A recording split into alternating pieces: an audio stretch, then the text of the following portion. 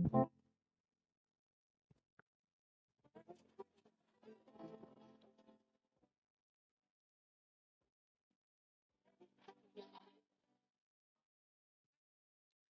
been hearing a lot of conversations about people using AI as a form of therapy or wondering if it could be a replacement for therapy.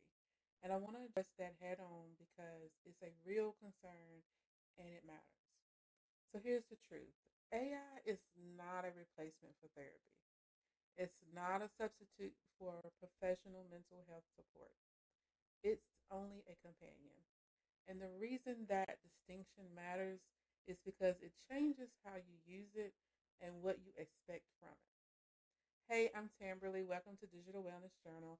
And today we're talking about the difference between journaling with AI and actual therapy, and why confusing the two can leave you thinking a tool is doing a job that only a trained professional can do. So here's what I think is happening. AI journaling has gotten really good, right? Like genuinely good. You can open a journal, type out something you're struggling with, and AI will ask you questions that help you think through it differently. It'll notice patterns, it'll reflect things back to you that makes you feel seen and understood. And when something makes you feel seen and understood, your brain doesn't always distinguish between this tool helped me think and this is support. So people start wondering, wait, is this therapy? And it's not. But let me explain what it actually is, okay? Because I don't want you to think I'm saying AI journaling doesn't matter, because it does. When you journal with AI, whether it's asking you reflective questions, helping you organize your thoughts, noticing patterns in what you're writing, you're using a reflection tool. You're externalizing. You're getting clarity. That's very valuable. That's real. And honestly, a lot of people need more of that in their lives. But here's where people get confused. Therapy isn't just someone asking you good questions and reflecting things back to you. I know that's what therapy looks like from the outside, but that's not what makes therapy work. Therapy involves a trained professional, a human, someone with clinical training, ethical responsibility, and the ability to assess what's actually happening. A therapist is listening for risk, right? They're noticing trauma responses, they're identifying patterns in your behaviors across different contexts. They're determining what kind of support is appropriate for what you're carrying. And here's the big one: they're holding responsibility for your care. AI cannot do that. AI cannot fully read the room. AI can't notice everything a trained professional would notice. AI can't be responsible for your care either. And then there's the relational piece. A lot of what makes therapy actually work isn't just the information or the insights, right? It's the relationship with another human who's trained to hold what you're carrying, who knows you over time, who can notice when you're avoiding something, and also who has accountability to you. AI doesn't have that, and it can't, right?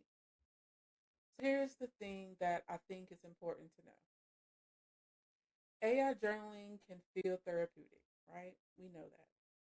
Absolutely. It can feel supportive, it can help you slow down and name what you're feeling, but feeling supported by a tool is not the same thing as being in a professional relationship that's designed to help you heal and work through things. Now, I'm going to say something that might seem backwards, but it's actually really powerful. The goal of AI journaling is not to replace professional help. The goal is to help you recognize what kind of support you actually need.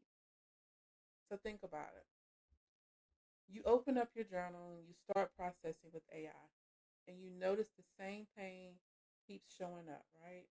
The same patterns, the same stuck place. AI helps you see it clearly. That doesn't mean the journal failed. That means the journal worked exactly right. Because now you know this is something I need more support with.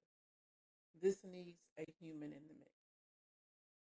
This needs someone trained.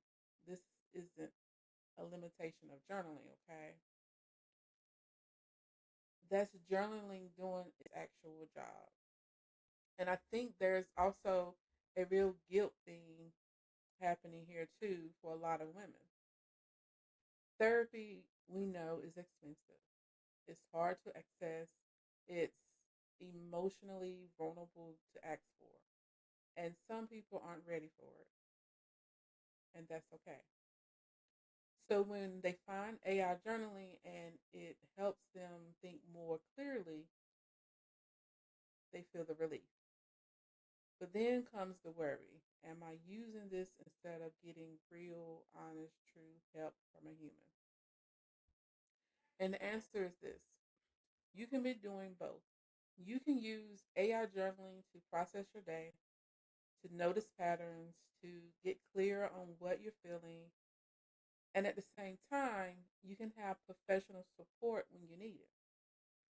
These aren't competing things, okay? They're different tools for different reasons, different needs. So here's what I want you to know: you're not wrong for using AI to journal. Just don't ask a reflection tool to carry a whole to carry a role that belongs to a trained human care. Know the difference, okay?